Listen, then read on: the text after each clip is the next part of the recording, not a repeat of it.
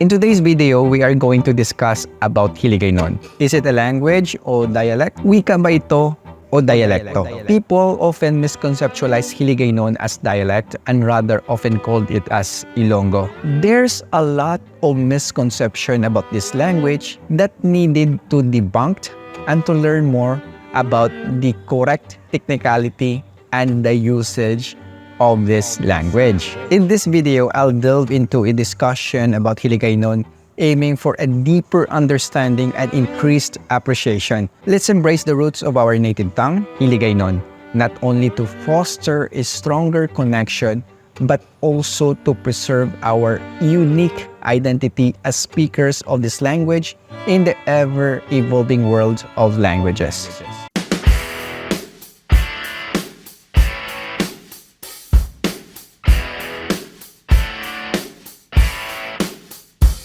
Maayong adlaw mga ka-wonder. Hope you all have a beautiful day. Ini naman ang inyong alagad si Radyoman Patrick Bucabal, your wandering Negrense. So today, we are going to delve about Hiligaynon language. But before we get into our topic, I just wanted to share with you guys about Gluturna Plus capsule.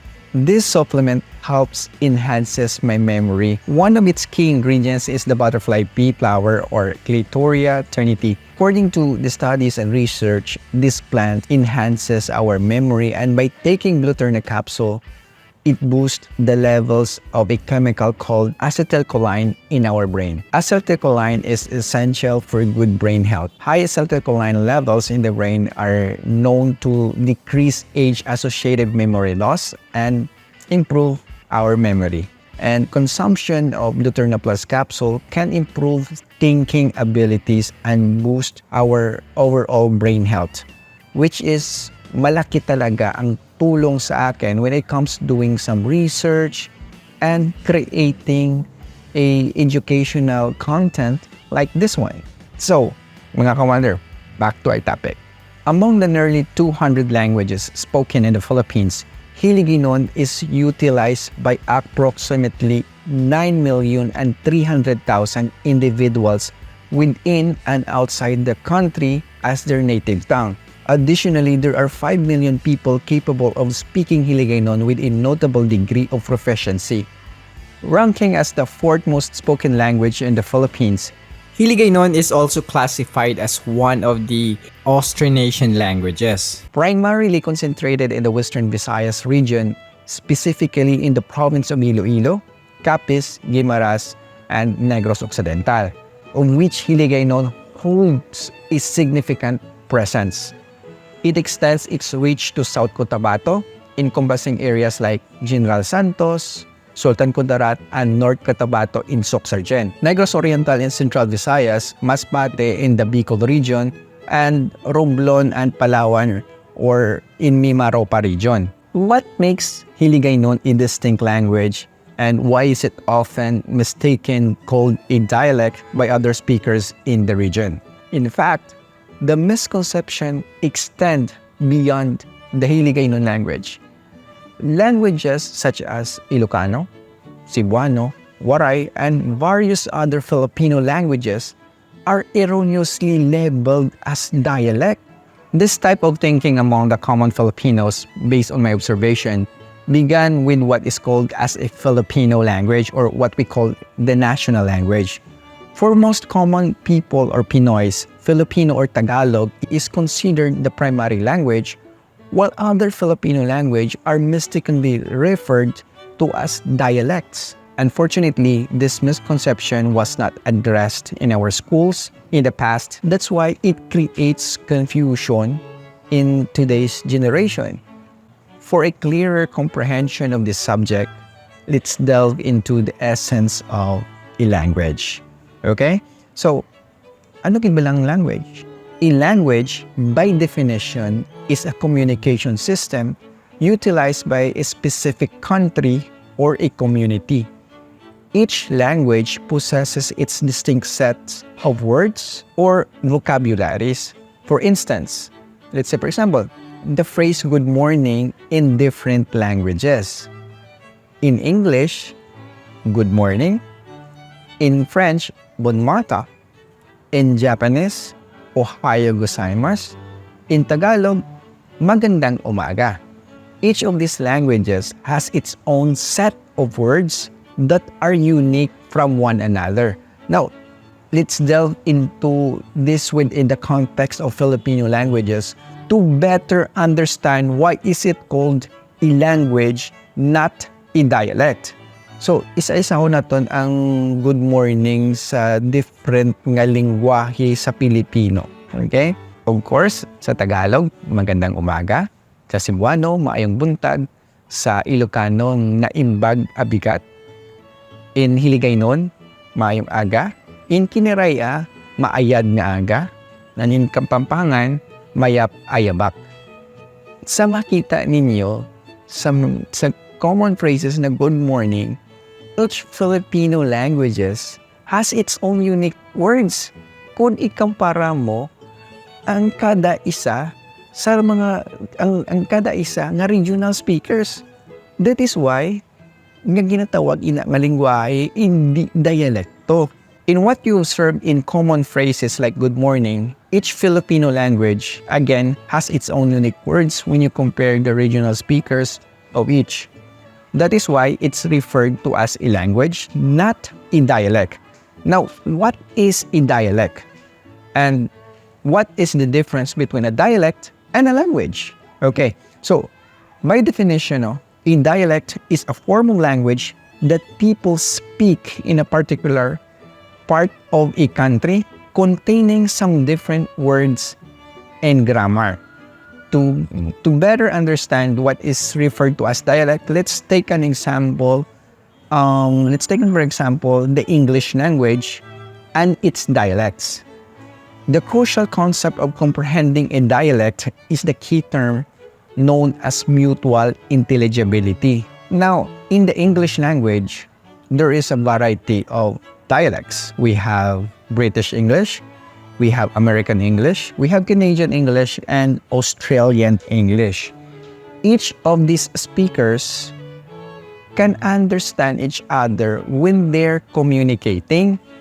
When they communicate, at least 85% sa ila naka-intindi sa sina nga lingwahe, which is English. They may use different words or vocabularies, but they still have the mutual intelligibility and can comprehend each other as well. Para mas maintindihan pa natin ang ginatawag ng dialekto. Now, let's put this in a Filipino language. Tagalog. Tagalog is a language. Tagalog is another form of Filipino language. So, in Bulacan, Cavite, Batangas, they all speak Tagalog language.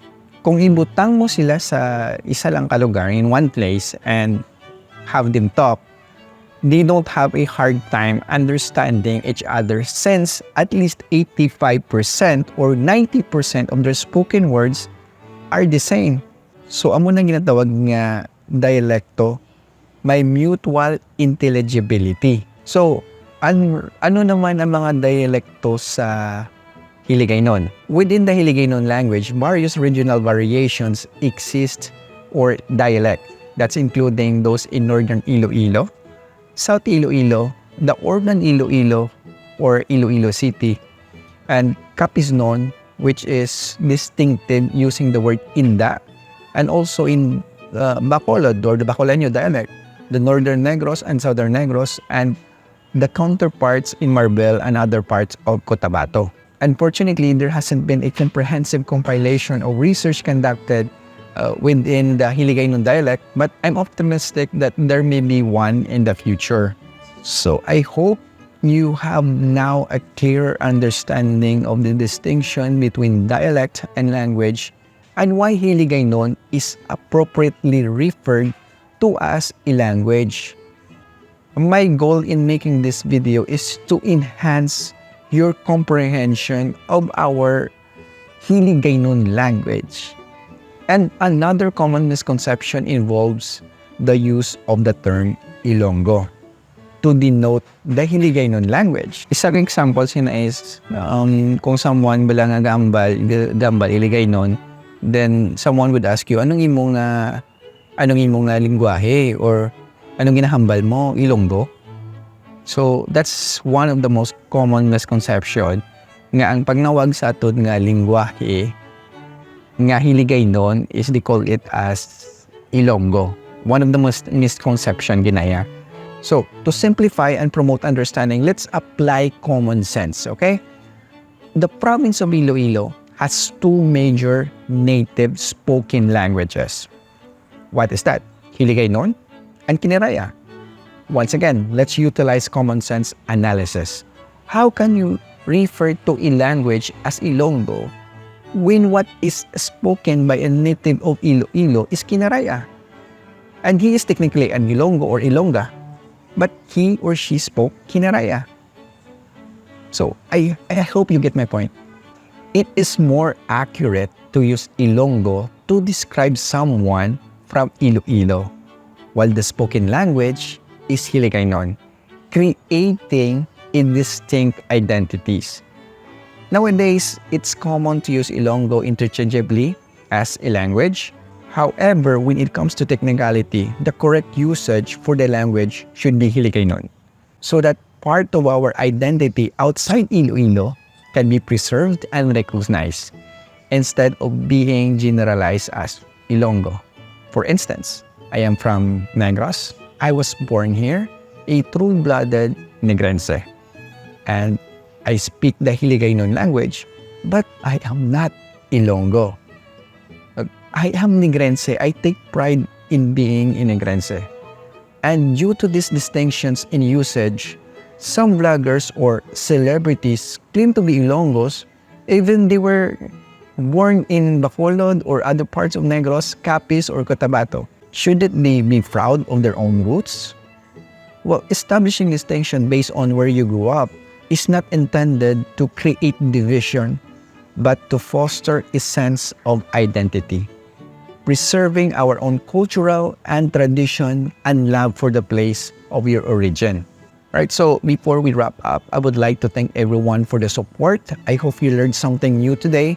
And if you are new to my page, follow Wandering Negrense, and also to my YouTube channel with the same name, Wandering Negrense. Madamog nga salamat, inayin yung lagad si Radyoman Patrick Mukabal, your Wandering Negrense.